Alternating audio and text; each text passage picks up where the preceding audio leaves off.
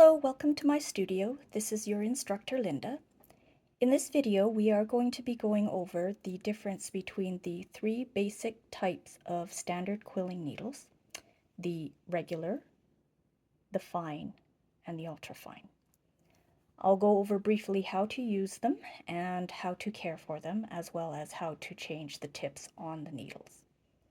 So we'll start with the basic quilling needle. So the basic quilling needle here has a steel tip with an aluminum body. The tip on this particular needle cannot be replaced, so if it is damaged or otherwise made unusable, you will have to get a new quilling needle. So when you're working with this needle, the hole in the center of your coil that is left by the diameter of the needle is bigger than in the fine and in the ultrafine. The advantage of using this particular needle is that it is less expensive than the other quilling needles, as well as a little bit easier to use. The tip is otherwise tougher, less apt to get damage, and overall easier to control. So I'm just going to finish making this coil here. So there we be. So I will come back to that coil in a bit here. So I'm going to go to the second needle here, which is the fine tip needle. The fine tip needle has a 0.8 millimeter tip, so smaller than the other one. Used exactly the same way. You slide the paper into the needle like so, and rotate.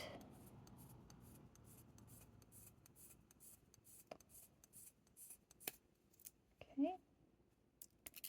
And we'll just place that coil there for the moment.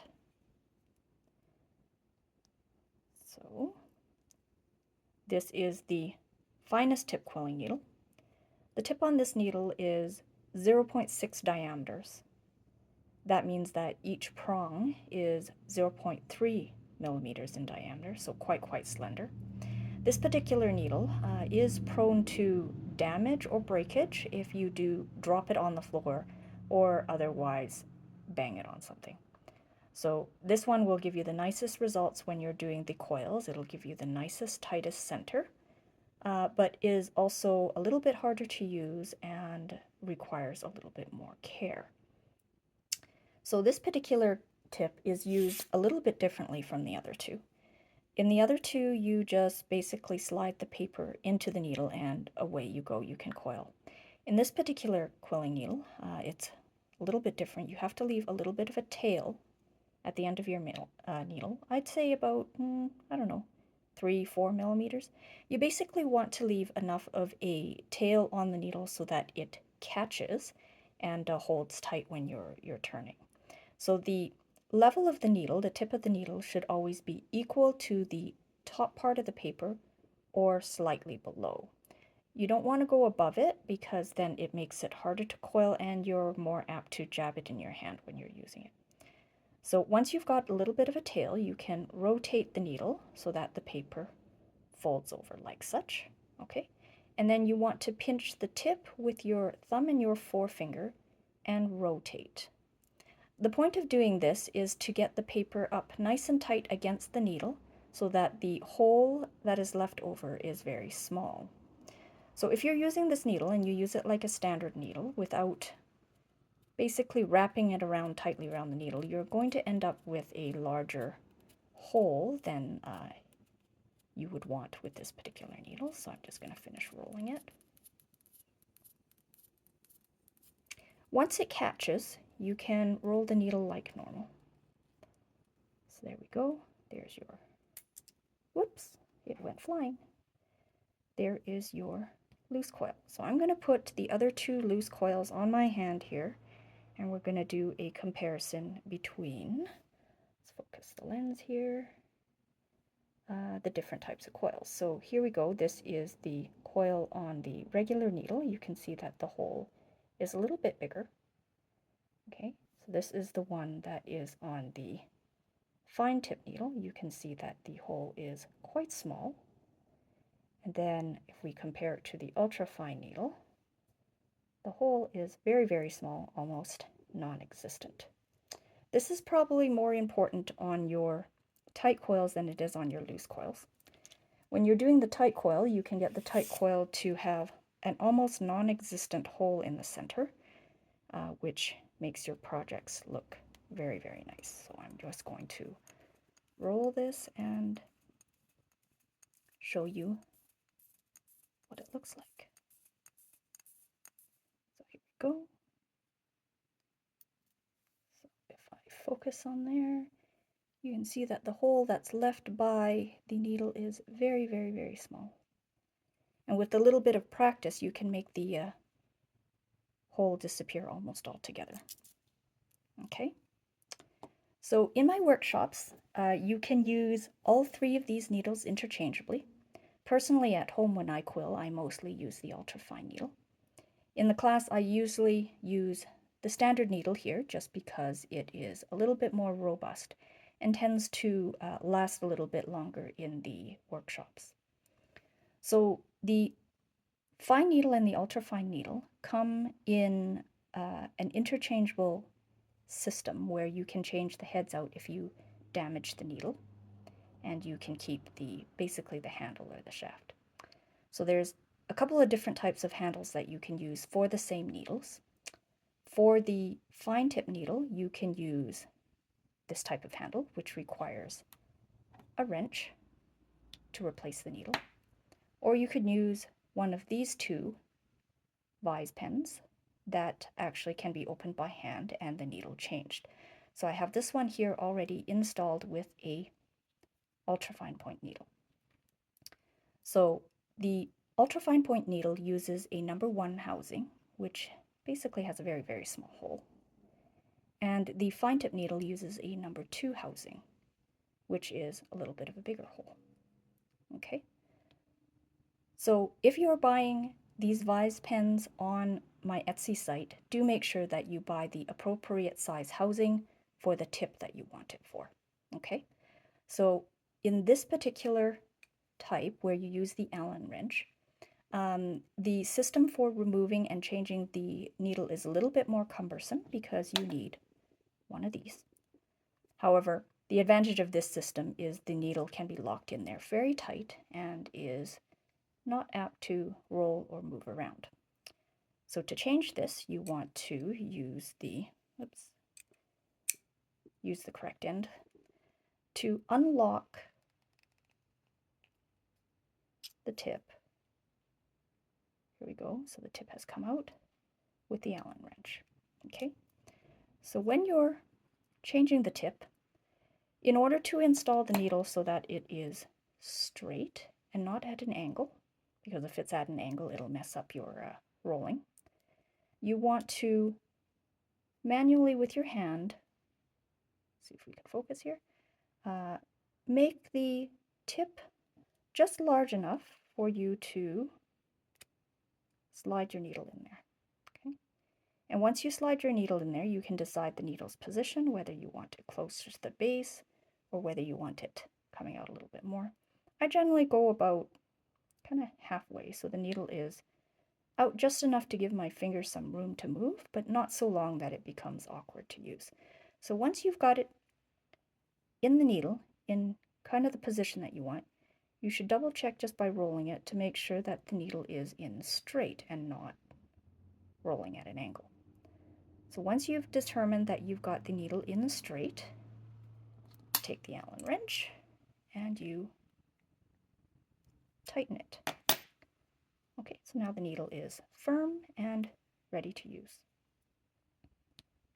Okay, so ultrafine needle, I'm going to remove it using the Allen wrench. Needle comes out. Here's the needle. Okay, so I'm going to tighten it just enough so that the needle slides in. Okay, so once the needle is in the position that I want, then I lock it with the wrench. And let's check the needle. Okay, so you can see in this needle that the needle is slightly misaligned. So I didn't get it in straight. So let's unlock it a little bit. Take the needle out. Slide it back in. Okay. It's the needle on straight now.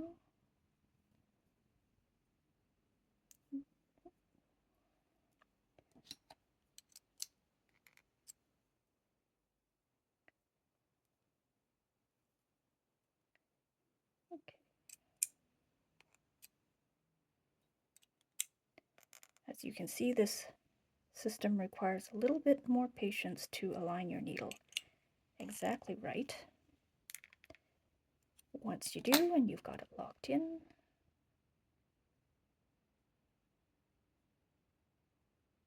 there we go. Ready to use. Okay, so in the other two types of vise pins that I have here, you do not require any tool other than your hand to open it up. So I'm going to open it up. Here we go. So I'm going to actually take the needle from this one.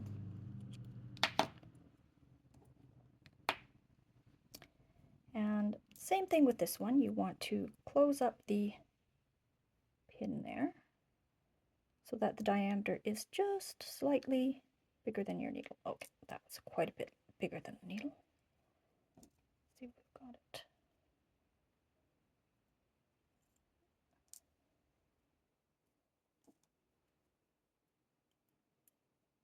Okay. So it's got in there, it's fairly close to the size of the needle, and I'm going to lock it now. Let's check to make sure that the needle is aligned and that it's straight.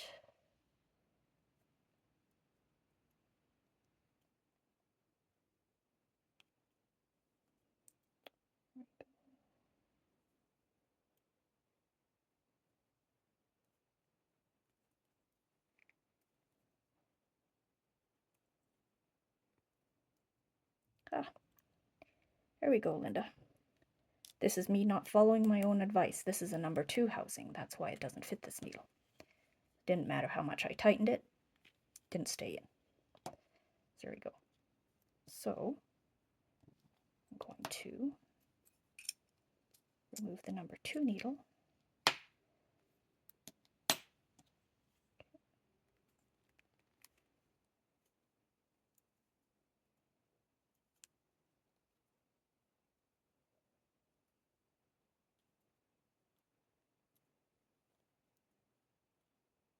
There we go. This needle just barely fits in there. Looks like it's straight. Okay. So then you tighten it. There we go. That's much better. Okay, so here we go. The needle is ready to use. Do want to make sure it's locked in nice and tight, otherwise it'll rotate when you go and try and use it. So that is a number 2 housing. So here it is, this one, same deal. Remove the needle, and we know for sure that this one is a number 1 housing because it fits this needle. I just took it out of there. Same thing, we're going to close it so it's just big enough for the needle to go in. There we go. Slide the needle to the position that you want, whether it's a little bit closer or a little bit further. I would advise against putting the needle too far out, just because if it's really far out, it just makes it a little bit harder to control. I usually prefer about kind of halfway through the needle myself. Okay, so tighten, and there we go. That looks even, nice and tight. Yep. Okay, so there we go.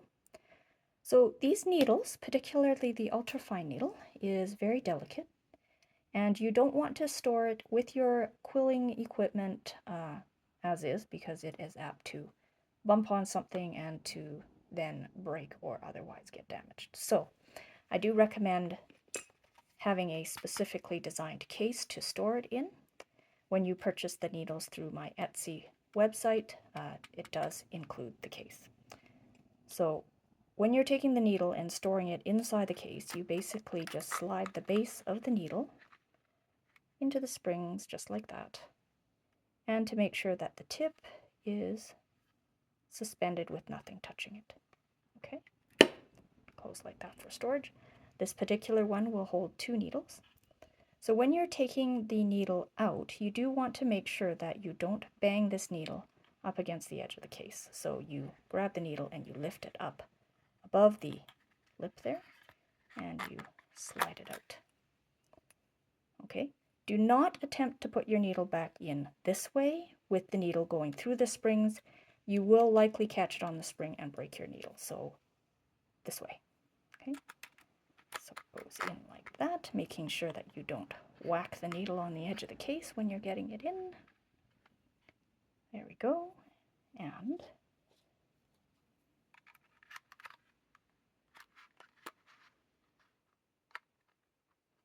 there we go. So your needles are now nice and protected and ready for use. Okay. Hopefully this was useful information, and it kind of gave you a general idea of the differences between the needles and what kind of result you get with them. Thank you very much for watching this video. See you in the next one.